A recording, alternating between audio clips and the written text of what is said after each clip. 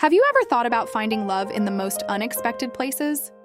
Well, let me tell you about Sarah and Mike, two brilliant minds who discovered something far more fascinating than their scientific research.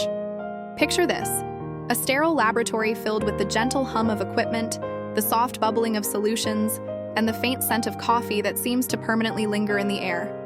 Sarah, a dedicated biochemist, always arrived precisely at 7:30 a.m., her lab coat pristinely white and her notebook filled with meticulous notes. Mike worked just 2 benches away, studying cellular mutations. He had this habit of humming quietly while pipetting, something that initially drove Sarah crazy. But isn't it funny how the things that once annoyed us can become the very things we fall in love with?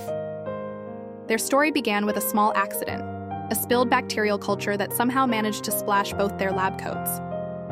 As they scrambled to contain the mess, laughing at their shared misfortune, something clicked. Their first conversation happened right there, between bottles of sterilizing solution and paper towels. Soon their lunch breaks synchronized mysteriously.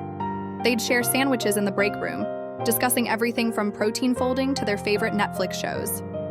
The autoclave became their meeting spot, those few minutes of waiting for sterilized equipment turning into precious moments of connection. Their colleagues started noticing the subtle changes, the way Mike would light up when Sarah entered the lab, how Sarah would save her most interesting findings to share with him first. The centrifuge became their inside joke. "Life's like a centrifuge," Mike would say. "Sometimes you need to spin things around to see them clearly." But it wasn't all smooth sailing. Grant deadlines, failed experiments, and the pressure of publishing created tense moments. Yet somehow these challenges only brought them closer. They'd stay late, helping each other troubleshoot experiments, their shadows dancing on the lab walls as the evening light filtered through the windows. The best part, their research actually improved. Their different perspectives and approaches complemented each other perfectly. What started as 2 separate projects began to overlap, creating something entirely new and exciting. Their first kiss? It happened late one night, after finally getting breakthrough results they'd been working on for months.